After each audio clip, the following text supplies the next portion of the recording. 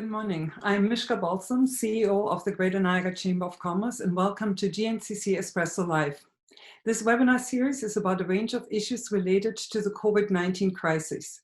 We will be talking about information and support resources available to business, local data and forecasts, and the challenges that business experience and how we are all managing during these times.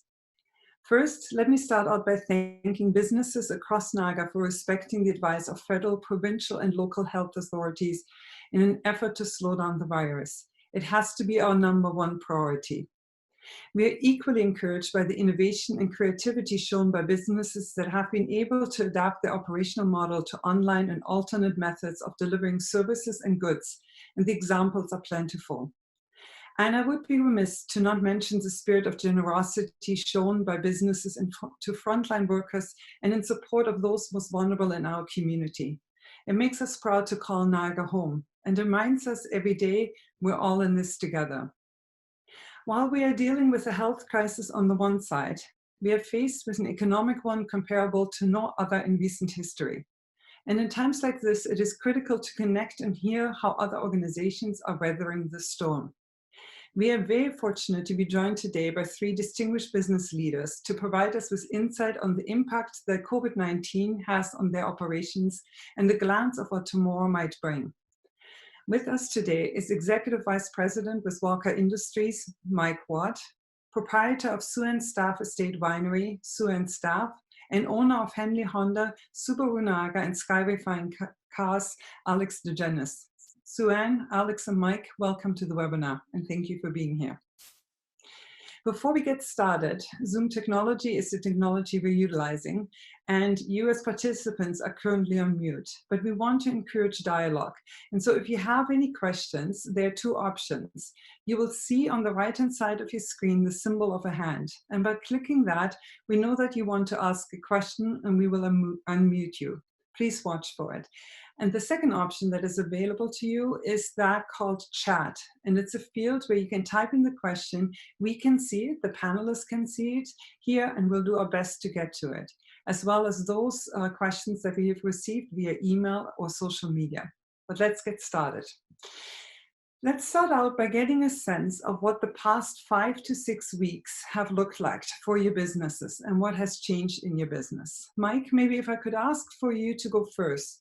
Walker Industries is an international business with operations across North America and Canada-wide. March 13 happened, and what did it mean to you? To be honest with you, Mishka, and good morning, everybody, it feels a little bit like Groundhog Day, the movie. Every day seems like the other one. We seem to go through the same process every day. I think generally, the businesses at Walker are generally classed as essential. About 90% of what we do. So in terms of waste disposal, composting, our biosolids business, those things keep cranking along. We have seen a significant reduction in the volume of waste coming from industrial, institutional, commercial sources. And we have our organics collection and grease trap business, particularly in Toronto, which services all the major restaurant chains, has seen about a 50% decline in business. So overall, we're doing okay. I think we've dealt well, I think, with the overall health and safety aspects of this and employee engagement.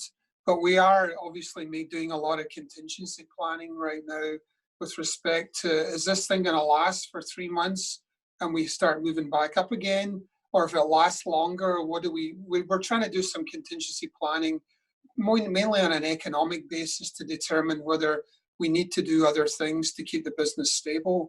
But so far, so good from our perspective.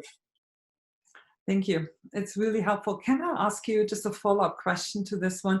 How has it impacted your operations Canada-wide or the ones that you have in the United States? United States, more of an impact. We're our chemical business in the US. And we have done layoffs at that business, one of the plants. There's been a more significant impact in terms of things like hardware stores there than there has been here in Canada. So we're seeing more of an impact there, but it's a relatively small part of our overall business. In terms of border issues, obviously a lot of waste still goes across the border. to be honest with you, getting across the border has been easier in the last 6 weeks than it has been. Our trucking, we have a lot of trucks, over 100 units on the road, and we're getting around a lot faster than we used to. So I'm imagining that productivity is a lot better there than it has been in the past. So really no major impact from a US point of view. Some supply chain issues, equipment, ordering trucks and things like that. There's a lot of places shut down in the US, and Canada relies so much on the US for supply chain stuff that the cracks are starting to show in a few places. So the sooner that the economy gets back rolling, the better from our perspective. I really appreciate it. The issue of supply chain has come up in so many conversations with so many businesses, and it's really something that is unknown at this point of what it will look like, as we're all experiencing this crisis at different levels. We're not all in the same place, and not every country is responding the same way. Sue-Ann, if I could ask you, wineries, there are distinct aspects to your business. The production and sale of wine is one aspect of it. The agricultural component is another one that is there. You are currently at a time, March, April is an urgent time to pay attention to the vineyards. And then March 13th happened. Can you give us an insight of what your business looks like and how you had to adjust? Certainly. Thank you so much for having me as well. I'm really honored to speak on behalf of myself and the wine industry. It's surreal, that's for sure. We are in the business of entertaining and having people come to the winery so we can open bottles of our finest and show them to the world of how fantastic they are. And to now open the fridges and see no bottles of wine open to serve the customers, to look at every car when it drives in the driveway is like, oh gosh, who's that? Because there's nobody coming in. So there's been positives and negatives. I meant to start off with the negatives, that obviously the retail sales have gone down to zero. Any sales obviously to licensees, to restaurants, are at zero as well. And the fear factor of getting paid from the restaurants that owe us money too is low, because their income obviously has been slashed. As a small winery, I depend heavily on events here as well. Many of those have been canceled, delayed, and not just the ones here at the winery. Major industry events that have brought people in from all over the world have been delayed or have been outright canceled until next year. So that's just, the trickle down from that is enormous between what happens with hotels and restaurants, and not just the wineries. And obviously export sales have gone to zero as well. All those things are the items that small wineries have advantages with people coming into our businesses versus large wineries. So it really has shown the difference between large wineries and small wineries. So it's a bit of the case of, the rich keep getting richer. So the larger wineries that have enormous presence in the LCBO, their sales have been fantastic. They're also, many of those wineries have offsite retail stores. So those sales in some of those places have been up by over 300%. So I was just given some numbers from the Craft Wineries of Ontario about where we sit as an industry. So everything that I just have talked about where I sit, the rest of the small wineries, the Craft Wineries of Ontario, many members are feeling the same way, where 90% have shut down their winery restaurants, 72% have laid staff off, and half have temporarily closed down. And this one stat is alarming, where 1 in 5 fear they may have to shut down permanently. And that, I'll tell you, really really shocked me. And it shows you how dire this industry is in. There's been positives as well. The online, I'm really impressed with the industry of like a really grassroots campaign to give customers security and safety coming to the wineries. So many instituted instant curbside pickup. Online sales have been strong. How to engage with your consumer has been strong. Also, what we need to thank Ontario wineries for is the campaign, particularly Marcel Morgenstern at Pondview for bringing together like-minded people to get government to approve selling the restaurants to be selling wines to take out. So every other province, many states had done it. Canada had just lagged behind. So there's been some really great positives that have come out of it.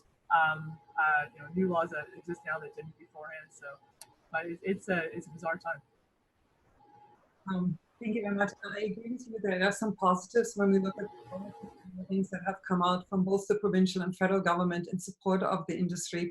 But I think it has been recognized Canada-wide that accommodation and services, the tourism sector, is one of the hardest hit one, and the one probably also the one considered to be the slowest one to recover due to travel restriction and other areas of it. And all the other businesses linked in Niagara to it are representative of that. We looked at the Stats Canada employment figures in March, or the ones that came out early on in April, reflecting what was in what March was like. And they indicated the same when we compared Niagara to some other areas like Hamilton and Guelph and others. We were actually as a region harder hit because of that huge sector of accommodation services, the agriculture sector that is supporting that industry at the same time, even in looking at that. So unemployment numbers were higher compared to similar sized regions in Ontario. But let me ask Alex, on March 26th, you posted a very emotional video on social media speaking about the temporary shutdown of your operation. With regards to the changes you made to your business, how were they made? How difficult was it? How did your workforce reacted? And give us a glimpse of what happened from March 26th until now. Well, from March 26th until now, not a lot's happened. Before that, quite a lot happened. I was hoping that we would be designated an essential service, and it was sort of a scenario where be careful of what you ask for, because once we made that list, I breathed a sigh of relief, and I thought, boy, we can keep the operation going, and that's great. And then and a couple of nights of staring at the ceiling fan and thinking of a couple of the team specifically that might be particularly vulnerable. We had already gone to a skeleton staff by the time we made the essential list. And so the social distancing, I felt those measures were in place. We had put some measures in place to be prudent with respect to the obvious concerns for health and social distancing. And I just didn't feel good about remaining open. I'd been listening to the daily conferences that the Premier and the Prime Minister had been putting on, and ultimately felt that the worst was yet to come. And so after sitting down with my controller and going through cash burn scenarios and doing all of the accounting part of it, the emotional side and the fact that you've got 90 people sort of relying on you to make the right call took over, and we made the decision, despite being deemed an essential service, to shut down. Which, you know, if I spent a lot of time with the accountants and the controller, I might. It was a bit of a kick in the groin, and will be, but I think it falls under the it is what it is category. So the whole flatten the curve thing, our message was a pretty important one. That my wife had retired from healthcare last year, and she got pressed back into action to help with this scenario, and ultimately she went through a couple of rounds with SARS, and I remember distinctly people being altered for life after that. So anyways, we made the decision to close, and ultimately we do remain closed as of today. Brought back some of the managers this week to reimagine what it looks like on the other side of this. And I think it does take a lot of imagination for all of us. But this is a question that has come up and has been submitted by a few individuals. Both the federal and provincial levels of government have made decisions at a speed we have never seen before in support of individuals and businesses in an effort to minimize the economic impact on people and communities. And that is very encouraging. Which of the announced subsidies and decisions and resources, if any, have been crucial to your business and were instrumental for you to tap into? And maybe Alex, if you want to take this one. Yeah, sure. The biggest concern I had in shutting down was the cash burn scenario, and ultimately with zero revenue coming in, the payables department was shut down. So, rent deferrals, that was a massive one. That alone could have eaten up a significant part of deferrals of cash. The team was laid off, so ultimately the team was laid off. So my payroll was reduced. I've done everything I can. I've tried everything to essentially retain capital to ride this thing out. And around that time, the end of March, Spain and Italy were front page in the news. And so ultimately no one, despite listening to all the experts, no one could tell us how long this was going to be. People still can't tell us whether there's another wave. And so ultimately riding this thing out, cash burn and retaining capital was the number one goal.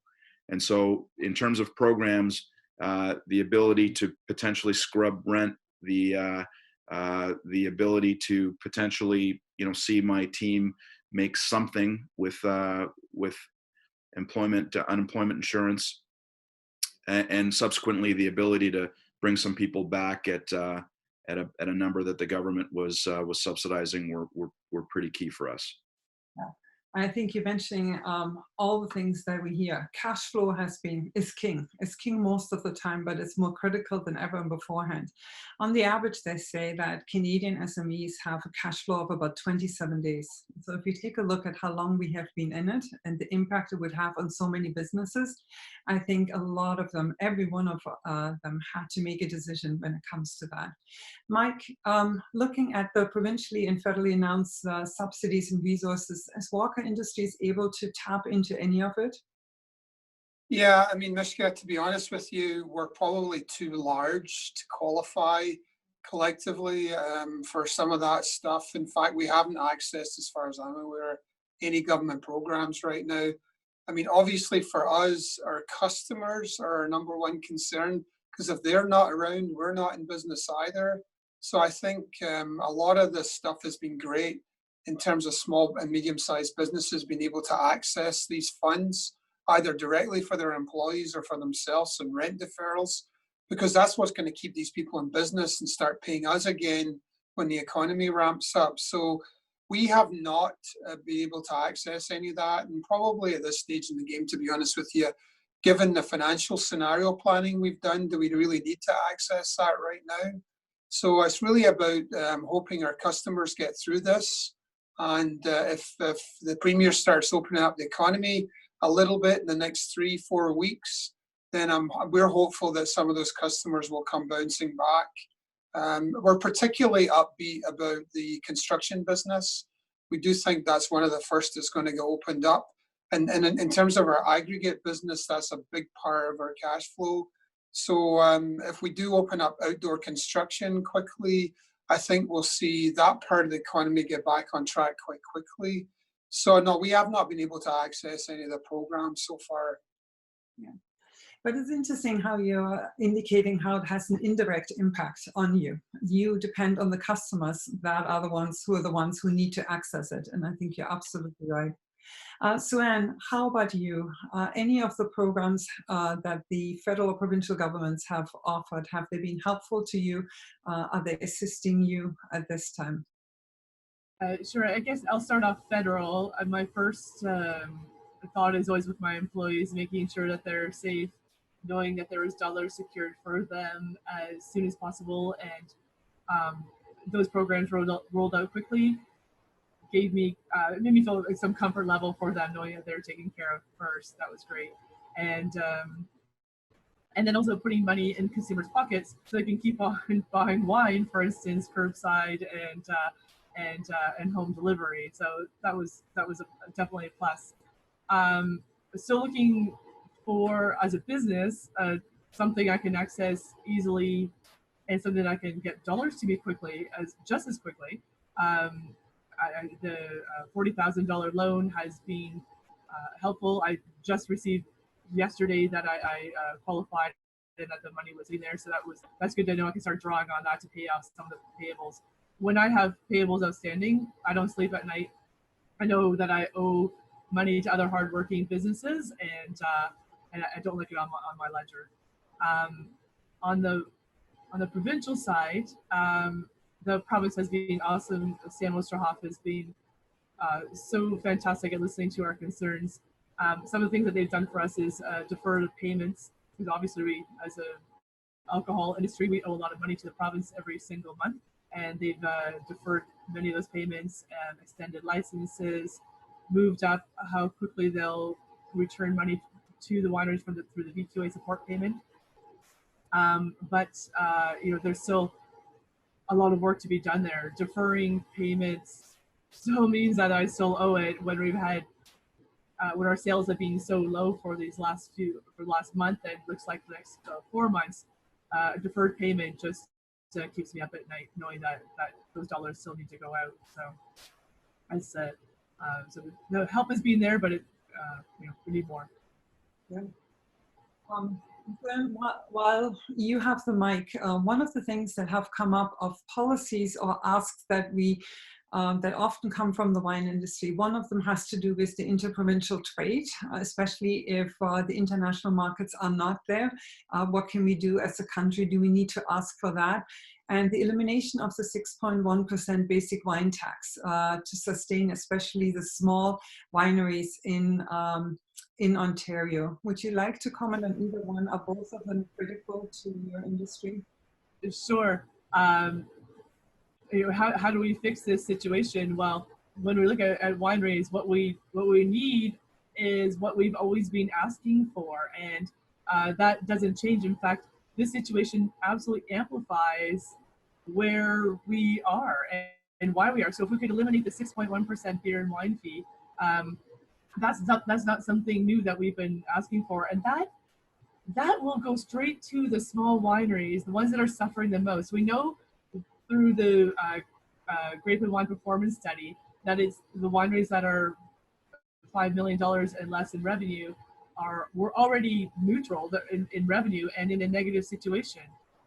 So we were already backed into a corner before all of this started. So the need here is the greatest. So that 6.1% beer and wine fee being eliminated is immensely powerful. It's just going to stay right in the wineries. In addition to that, when our wines are sold in the LCBO, these are words and stories you've heard before, but let's reiterate that it's just like our wines going across the Queenston-Lewiston border and coming back. They are attracting the same taxes that imported wines are. Right now, the movement to support local and be local has never been stronger. And so let's make a great big win out of this, eliminate the equivalent of the import tax that wines attribute, and give us any type of advantage, especially when we need it the most. Also, what we need is just better access to our market. So we need to be able to have more private retail shops. I think that can be something that's really powerful in the recovery process here. Our unemployment rate is going to be high. Give entrepreneurs the opportunity to open a private retail shop and then give us the opportunity to sell directly to them without attributing all the markup taxes that we have been subjected to for decades. Glenn, I agree with you. I think the initiative and the will to shop local, I have never seen as strong as what I have seen in the last couple of weeks. And the pride that people take in knowing where it has been made, where they have picked it up, or who had dropped it off, and the stories that come out of it. And I think there is a real momentum of where we are reviewing all of us the supply chains that we have, but I think there are a lot of, especially Niagara, you see great spirit to it, supporting the local and shopping local. Alex, this is a question for you, and this is looking at automotive sales. The news indicated that in Canadian light vehicle sales were down 20% year over year for the month of March. How deep will this economic downturn be during those months? What do you see the recovery curve being like? Is buying a car going to be a priority for people as we are recovering from the situation? Well, I got to Niagara 10 years ago, and I came up with a term with it's us or the bus, and I don't think buses are a place that people want to be right now for some reason. So listen, I don't want to disappoint you by answering the question glibly, but I'm not that bright, and I do get angry at the radio when I hear them talking about the unemployment rate in Canada in March and April, and them suggesting from a comparative perspective that it hasn't been this bad in 50 years. I understand the need to report on the hot dog, but I'm questioning whether they need to include the mustard. It's the top brains can't tell me whether it's going to rain tomorrow, and we've got geniuses on the radio telling us what the economy is going to look like after a pandemic that we've never been in to this extent. So I believe that if jobs exist, there will always be an appetite for the product, for any product. And candidly, I'm not burning a ton of brain cells on what I think and what's going to happen. And we're dealing with a couple of different scenarios, some contingency plans, as I think most prudent businesses do, but ultimately it is what it is. And I assure you that none of the current situations crept into any of our forecast meetings 3 months ago, 6 months ago, 8 months ago.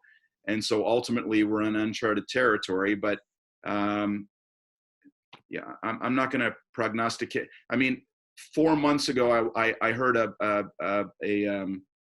report that 2 banks in Canada were forecasting a Canadian recession by the end of the year. And I thought to myself, it's madness. Opinions are like, you know what, everyone's got one. And ultimately, I'm not gonna participate in any of that. I'm gonna deal with what's in front of me. I'm gonna deal with what's prudent for the business. And ultimately, it does fall into it is what it is, and we're gonna have to deal with what comes next. And I think there are also so many unknown factors at this point that it's critical. I hear from so many people, and I've even looked at our own business model. It's like you look at and make one decision on a Monday, which is totally obsolete by Wednesday, and by Friday it looks different again.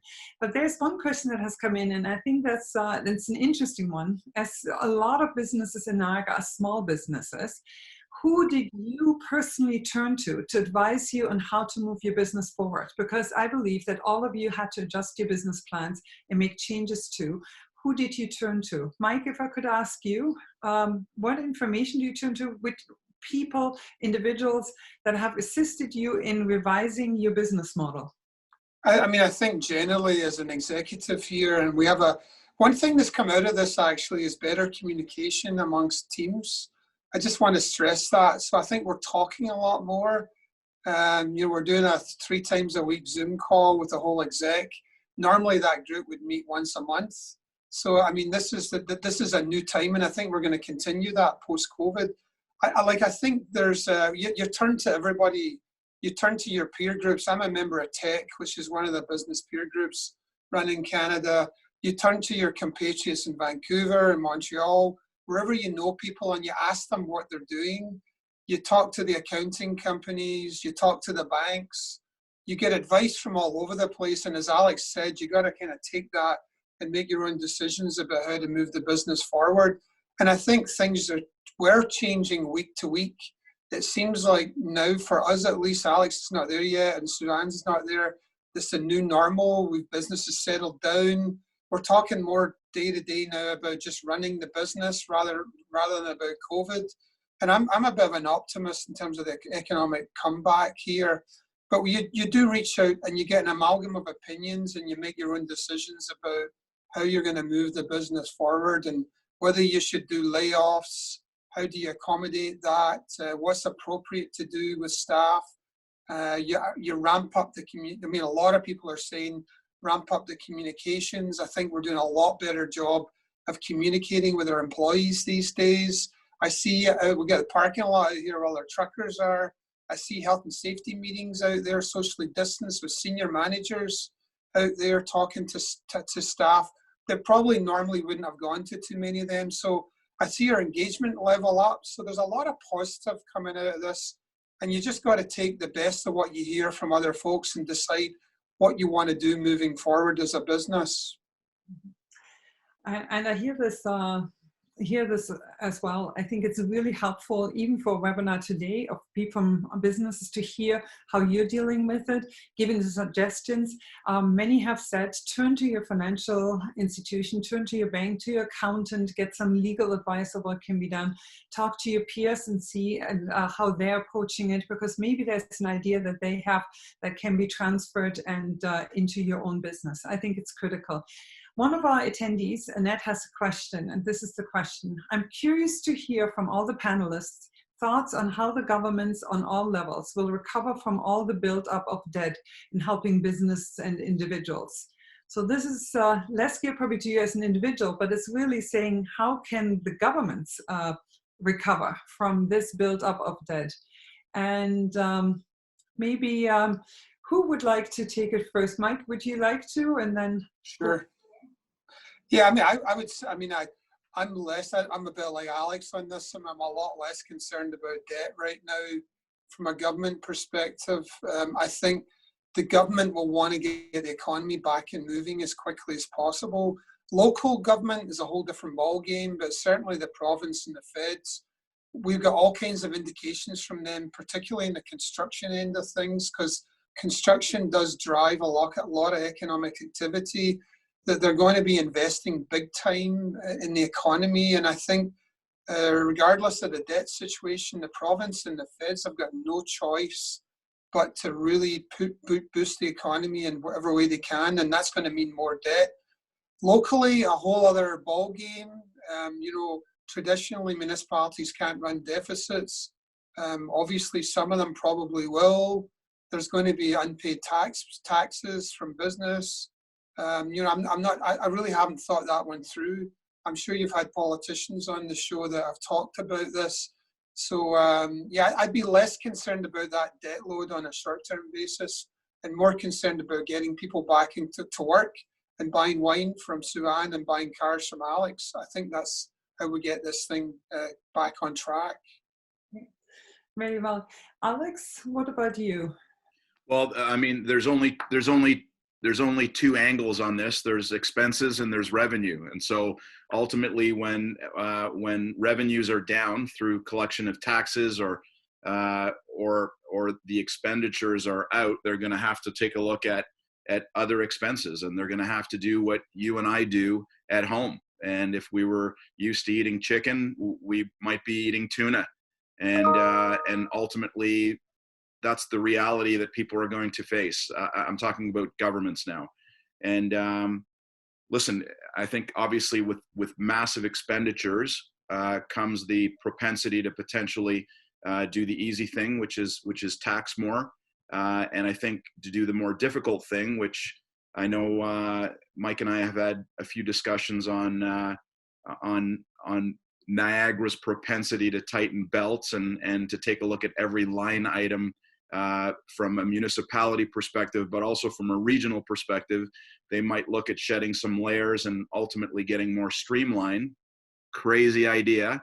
And ultimately look for ways to creatively save a buck, which is what every single household on the planet is doing right now. And they're not immune to it. I just laid off 90 people a month ago, and there are still government workers who are employed just the same as they did before. I'm not advocating for anyone losing their jobs, but ultimately they have to look at how they are structured. in order to recoup some of this and potentially stop some of the expenditures and the bleeding. And ultimately, I hope they don't just default to raising taxes. But to Mike's point, I do believe that that a scenario like this is going to affect the supply chain. Companies are going to question why they are doing business abroad, specifically in China, and ultimately potentially bring jobs back, bring their companies back, bring manufacturing back. I think that will be one of the benefits. And I do believe that, if you've told people to stay in for as long as we have been telling people to stay in, much like after the war, much like after some pretty tough scenarios that New York City went through when planes went into buildings and people lost lives, when things got back to normal, people appreciated getting out more. People appreciated having some wine. People appreciated going out and road trips and spending. If they had a job, that's what they did. So I believe that that's what will happen. Okay. Thank you very much, Alex. It was also, I think, as a country, we were fortunate enough, looking at all the G7 countries, we had the lowest debt going into it. And we're probably fiscally in the best position to be able to deal with this crisis that we're facing. So that is maybe to our benefit as well. But Sue-Ann, could you give us your take on how the governments at all levels can recover from this build-up of debt? Alex, you just knocked it out of the park with everything that you said. These are unprecedented times, and I believe that we may have to go to an unprecedented debt level to get out of this. That right now we have to worry about our quality of life, and that our mental health is in check as well. And all these things cost money. We didn't go into this mess because of an economic situation. This is a medical situation, and so what the recovery is and how much it costs is something we're not sure what it is. And I'm not too worried with the debt. We'll have to figure it out as time goes on. And the government, both provincial and federal, are going to have to take a hard look at how they operate themselves. We're all pulling up our bootstraps. We're all tightening the belt. Guess what? They need to do the same. And so as part of the debt recovery needs to be some changes with government and how they operate. That's part of the ramifications. Of course, municipalities cannot run deficits. What their assistance looks likely different. The town of Lincoln has been fantastic with putting together round tables and hearing from industry leaders. I've been proud to be a part of those. And I guess that's one of the ways that I've kept in communication with people in my industry is through the multiple roundtables that we've had to lean on each other and to share ideas and approach strategies to manage our way through this. And through those, whether there's lower development fees to carry on. To get Mike's point of construction is such an amazing driver. So let's encourage that. What do we need to do in tasting rooms to make people feel more comfortable when they come back? I don't think the customer is going to be comfortable shoulder to shoulder at the tasting bar. So distance tasting, or all these little things are the things that our municipal government can help us with, as far as some of the more granular discussions of how we operate.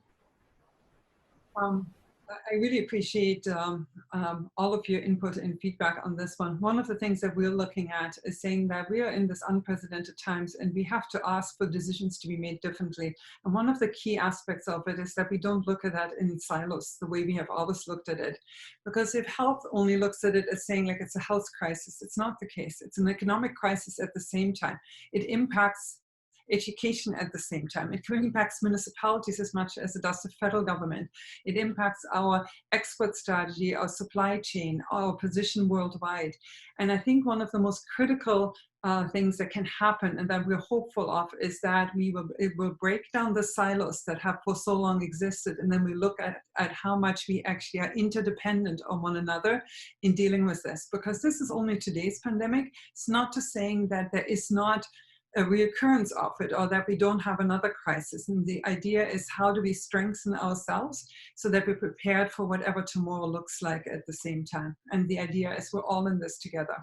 And we hear loud and clear that the difficult decisions that businesses have to be made, and it's difficult to lay off people. It's very difficult to cut that. It's very difficult to close one's doors and say, we're not open for business for that period of time. That we need to see it at all levels, that everyone is willing to make very difficult decisions in an effort to move us forward. So I really appreciate that. Alex, this is one quick question. Actually, it's just geared for you. Do you see the service departments opening before the sales? It's a yes or no. I would assume it's yes, but what is your take on it? It's one of our panelists here, attendees. Yes. So the service is an essential service. It always was considered. We never, sales was originally, and then the second round sales got removed. So I believe that sales was the last to get off. I believe it'll be the first to be on, but service never went off. I just decided to close it. So, when you asked the question to Mike, who do you talk to? It was difficult for me because 100 Subaru dealers in the country and 4 of them closed. So I didn't have a lot of people to talk to. It was an interesting one, but that's the answer to your question. Service will be open sooner. Right. And this is a question from Mike Gammon. His question is, I'm primarily interested on the panel's view on where Niagara business is today and the prospects for gradual restart of the region's economic sectors. It seems to me that sellers need buyers before they need products to actually come out of their doors for sale. Those buyers first need to see their own revenues rebound so that they can make purchases of those products. It looks like a classic chicken and egg conundrum. Which comes first? This is an interesting one. I'm not sure who wants to take it first. Mike, do you want to take a crack at it? Sure. Yeah, I'm with Alex on this thing. I mean, I'm fairly optimistic that the economy will come bounding back in some fashion. Hopefully there's not a second wave of this thing. I mean, a lot of people there are a lot of people that are really struggling right now, but there's still a lot of people with money in their pockets that are still going to work and getting paid their regular salary or something close to their regular salary. So I see a lot of pent up demand in construction and areas like that. So I don't think there's going to be a lack of people wanting to buy things. I don't know what about you, Alex or Suan, but I looked at my Visa and my Amex bill last month and spending a lot less money personally than I have in the past. I think people are going to be out doing things as soon as they can. And, I think they will be buying cars. I think things will get back into gear. Whether we really need to get to the end of this thing for that to be 100% back. But right now, I think there's a bit of pent-up desire to get out there and do things, get on the road. Maybe their restaurants won't be as busy as they were before in terms of social distancing, but I think there are going to be buyers of products. I mean, look at Amazon. If you go on Amazon right now, half of what they sell you can't buy right now because they literally don't have enough people to get it out the door. So I really am bullish about the fact the economy is going to get back on track. And thanks, Alec, for that sign you just put up that people probably can't see. Just for those of you who haven't seen it, Alex just wrote on a piece of paper, thanks, Mike, really big to the camera. And I agree, we will recover from this one and we will move forward. This is a question from Dal. Thank you for being with us today, Dal. And here's this question. I'm interested in how this pandemic will change the ways we work in the long term. Will people work from home more often? Will restaurant occupancy need to be much less? Will large gatherings of people be allowed, or will we go back to normal? Will sales reps be allowed to meet with people in person? So it's really looking at and saying, like, what do you foresee from the knowledge that you hold right now and how we're going to conduct business? And Suan, if I could ask you maybe to take the mic and answer this question. Yes, these are some of the million-dollar questions as well. We've never been through this before to know how we're going to come out of it. I'll just tell you some of the feelings I've had. All winery owners have been doing lots of deliveries, when I go to a home to make a delivery, the fear in people's eyes of why are you here? You're coming into my safe zone. Uh, Kind of foreshadows what the feeling is out there. And the things I'm walking up to a home to make a delivery as a known person. They know they ordered wine from me and it's me arriving. So as opposed to a stranger. So I think this recovery is going to be really slow. I think going back to the last question as well, what comes first, the chicken or the egg? In this sector of tourism and restaurants and going out and having the comfort level there, it's probably going to be the slowest one, I think, to recover out of all of them. People are going to need the money to spend, those disposable dollars to go out and have something to spend to start off with, and then need the comfort level of where they're going. They're going to want distance, they're going to want space. How long is it going to be before people want to sit in a stadium shoulder to shoulder, or to go to a hotel room where someone else spent the night before? This isn't a 6-month recovery in this area. This could be potentially 6 years based on data we saw coming out of SARS and coming out of the financial crisis of 08 and 09. This is long, and it's going to be painful. You know what, you're right. I think a lot of people are now referring to it and saying that we're actually in for a marathon, not a short-term sprint. So it's not just about when the social distancing measures are easing up, that we will all of a sudden see all of it going back to normal. It will significantly change. Alex, what about you? How will this impact the way we work in the long term? What do you foresee? We're taking it in stages. So the immediate stage is a hyper. I was going to say hyper paranoia, but a hyper concern over social distancing, and rightfully so. I'm not minimizing that. So all our steps for the immediate. When I was asked about service, we're not going to have a service waiting area. We for the immediate, and I think the immediate will be the next few weeks, our night drop-off box will essentially be our front door. Something we've had for 30 years as an afterthought will now be the major interface with our business. Touchless scenarios are going to be the order of the day. We have an app that you not only book appointments, but you pay through the app. So you don't have to, the whole delivery model will be a little different.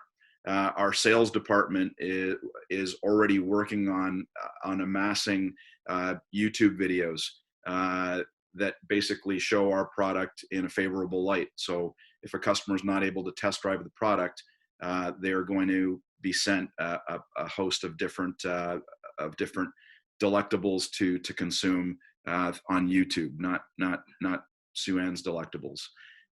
So ultimately, we're making provisions to essentially move forward in a manner that is hypersensitive to our current situation, and then transition that to a scenario where plexiglass might be might stay with us. Sue-Ann mentioned SARS. SARS didn't stick around for a very, very long time, and so ultimately, we've been through these scenarios before. I don't know when it ends and when it begins and when it ends, but ultimately we're taking it in stages. Yeah, it makes sense. Alex, this is a question that is directed to your specific industry. So when we look at a car, many of the parts are made worldwide. It comes together, and there's many hands that have touched the ultimate new vehicle that I'm going to purchase from you.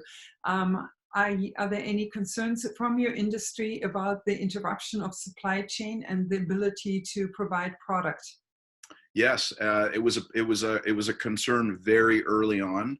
I'm very fortunate that there, in one model that is our most popular model on the Honda side, there was one small part that came from China, and that would preclude you from being able to open your sunroof. So that would potentially interrupt the ability of me to provide that product to a customer.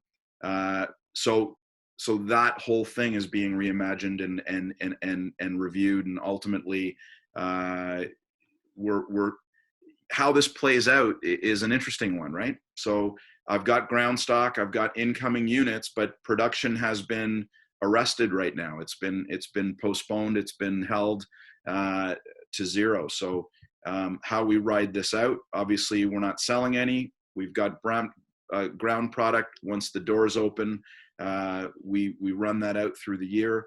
And ultimately, I'm fortunate, as I said, that 99.9% of the components aren't from places like China.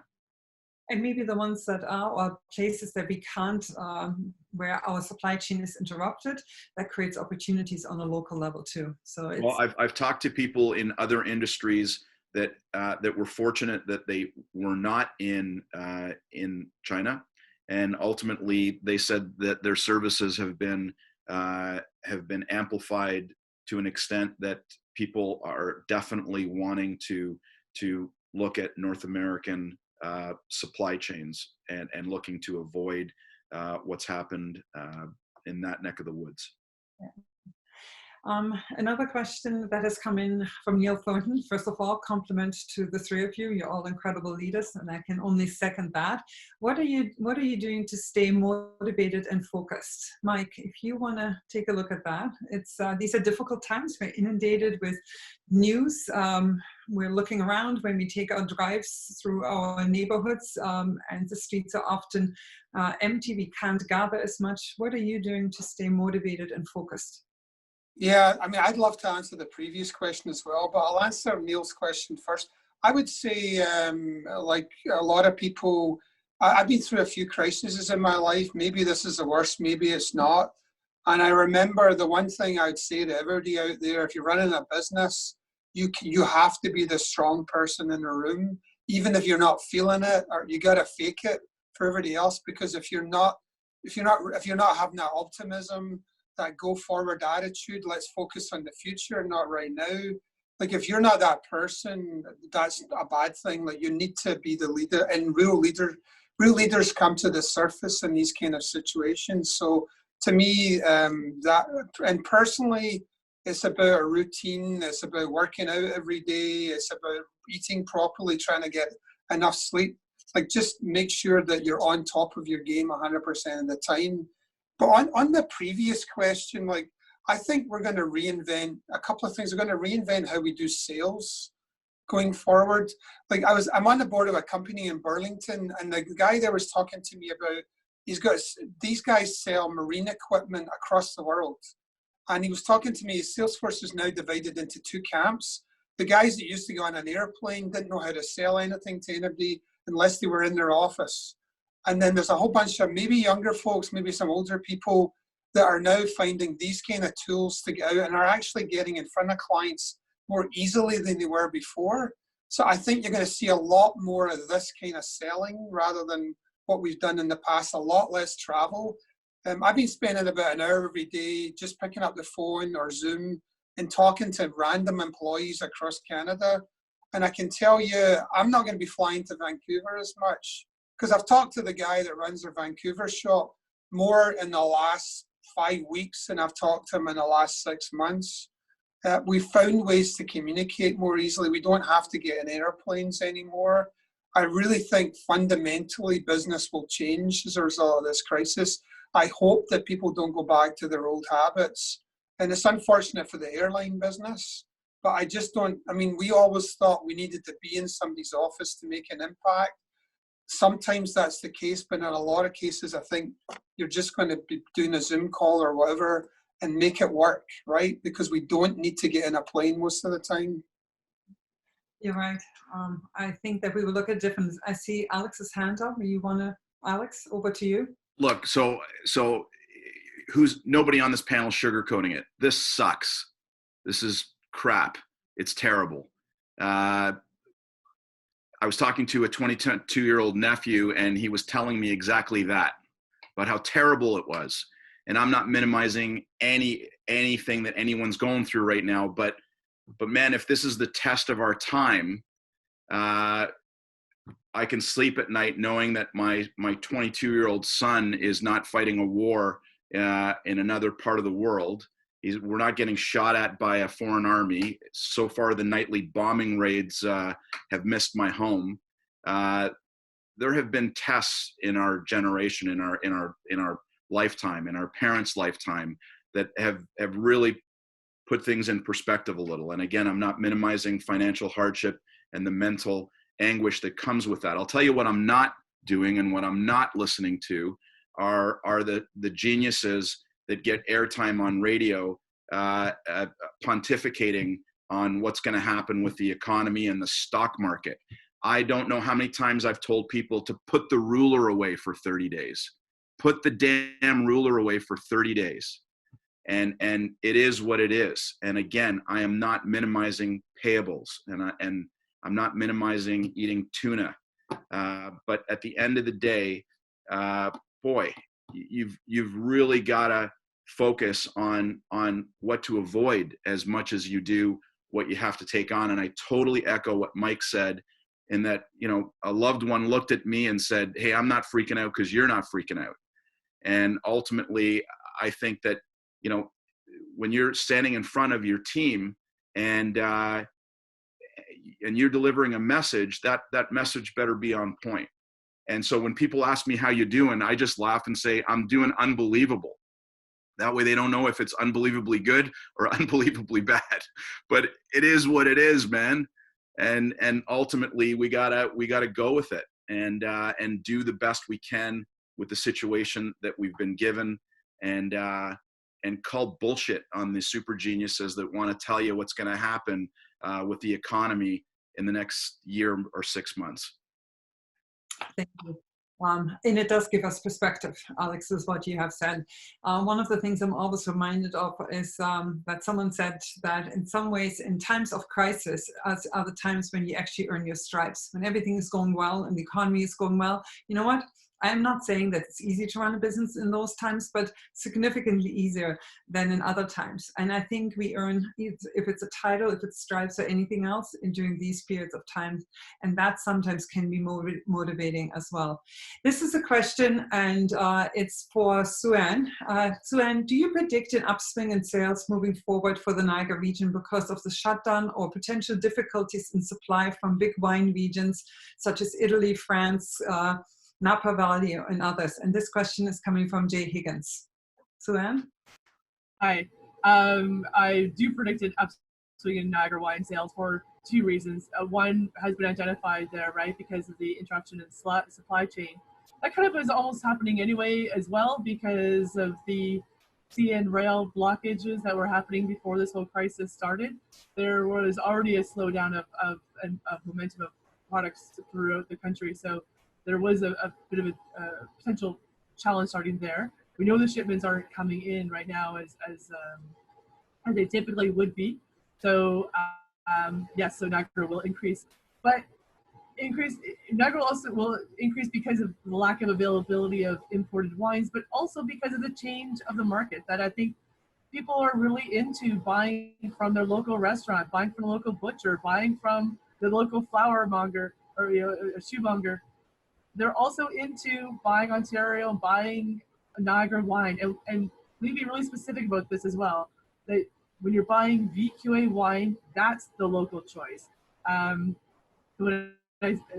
now, some of the sales are going towards other wines. They're going to be really great big wins for Argentina when those bulk sales of wines come in to be blended with Ontario wines to make ICB wines. You want to be buying VQA, local, that's the local choice. So our customers have been phenomenal with online sales, purchasing directly from us. That gives us great hope that we're doing something right. We're doing it, and that's the motivating factor here. My other motivation is that I've looked at what's happened in this industry. The grape and wine industry, has been through so many changes and turmoil through the last 50 years that we got through that. We'll get through this somehow. It's tough. This is not easy. This is so not easy. Hence, that's the other motivational factor. When you open up that bank balance every morning, you're like, wow, how did we make today happen? What expenses get cut? Where else could we make another sale to get through? That's the power of owning a business, I guess. I really appreciate it. And when we especially look at the growth of the wine industry and the challenges that they have faced over the years, the hurdles with trade agreements, other challenges that were there, and the way they have risen above it, I think it's a great example for all of us to take a look at. There are a few other questions coming forward, but I'm also conscious that I said I would keep it to an hour. So I was wondering, as I'm going to ask each of you for about a minute wrap up, if you could address this one question that has come forward, and maybe is, can we expect a unified coordinated response from municipal and regional governments once restrictions have been lifted? All of you have been actively involved in local politics, in the local scene. You have depended on your own municipalities to support your businesses. Just in your final, like in a minute wrap-up comments, if you can address this one at the same time, it would be appreciated. Alex, do you want to take this one? Well, when I didn't know what parochialism was, I had to look it up. When I got to Niagara, I got beaten over the head with that word repeatedly. And after I looked the word up and I got to see what that word had done to Niagara, ravaged her and didn't allow her to move forward as she should have, ultimately that was cause for concern. I think crises like this definitely send the message to our leaders that no one has the appetite for the continued parochialism that we've seen typically. The one thing that I've seen that's come out of this that have been positive are that you have leaders who have typically been employed to be nasty to one another, actually say nice things about one another and work together. And that's what I think people want to see. So I think the BS meter has shrunk significantly in terms of people's appetite to participate or to bear witness to parochialism. And we will not allow our leaders to move forward with that. It's not acceptable to move forward with that. So I believe that that a unified effort from province, from feds, from municipal levels to the region, there is no appetite to see anything but collegial and concerted efforts to move us out of this scenario. Mike, what about you? Yeah, I mean, I think the classic example of this is Doug Ford. I'm surprised you didn't bring him up, Alex, but I mean, whether you hate him or love him, before this thing all happened, there are politicians in the West talking in the Globe and Mail about what a great job this guy's doing in a crisis. And he is doing a great job. I think most people would agree with that. I just hope we don't go back to the same old when this is all over. I don't think he will. You'd hear him talk. He said, this has fundamentally changed the way he thinks about politics. And he's a business guy, basically. I think business tends to react fast to issues because they have to, because of cash flow. And so we've made changes that are probably permanent in our business methodologies going forward. I just hope that this thing makes municipalities think about doing things differently that benefit the economy in Niagara. Single economic development, single tier planning, like all this stuff, Mishka, that we've been talking about for 15 years, perhaps. So I'm hopeful that this will make them all think differently about how they do business. It's not that it's terrible there right now. I just think we need to come out of this a stronger region rather than what we had before we started. Yeah, you're right. We have been talking about this for a long period of time. I think we are encouraging right now municipalities to take a look at the red tape that exists and to reduce that. The time it takes for construction and developers to get permits, how can it be reduced? And the duplication in the two-tiered system, that is a real challenge too. Sue-Ann, and over to you. What are your thoughts on this question? Well, I think the key words in that question to me are unified, coordinated response. Forget about which levels of governments need to talk. All governments need to be talking to each other. All businesses need to be talking to each other. All trade associations. Like this isn't just one level of government or one level of industry that needs to work at getting us out of this mess and what it looks like on the other side. This is everybody working together. So I think the key word there is just unified, where we have to step up and depend on each other and work with our neighbor more than we ever have before, and that's going to lift us all out. I couldn't agree more. And looking at the time, it's my time to thank you, Sue-Ann, Alex, and Mike for being with us this morning. I'm sitting here and wondering if we would have bring the four of us together in about a month or 2 months from now. I wonder what the conversation will be like at that time. So maybe I will call you sometime down the road for a follow-up to it. For all of you who have attended this webinar, thank you very much for being part of it. Today's webinar has been recorded and will be available on our website, GNCC.ca, and will be emailed to all webinar participants directly as well. Throughout today, we spoke of a few resources and subsidies. For a complete list, please check out our website. And if you'd like to reach out to any one of us directly to receive our daily updates or any further questions that you might have on how to strengthen your business during this time, we can be reached at info@gncc.ca. We are going to continue to talk to municipal leaders. Our upcoming webinar is on Tuesday, April the 28th with St. Catharines Mayor Sendik and Thorold Mayor Ugolini, followed next Thursday, April the 30th with Fort Erie Mayor Redekop and Pelham Mayor Junkin. We really come and join us. We need everyone's input. We need the dialogue. It's critical. So lastly, all participants, thank you for joining us. Please stay in touch and above all, stay healthy. Thank you.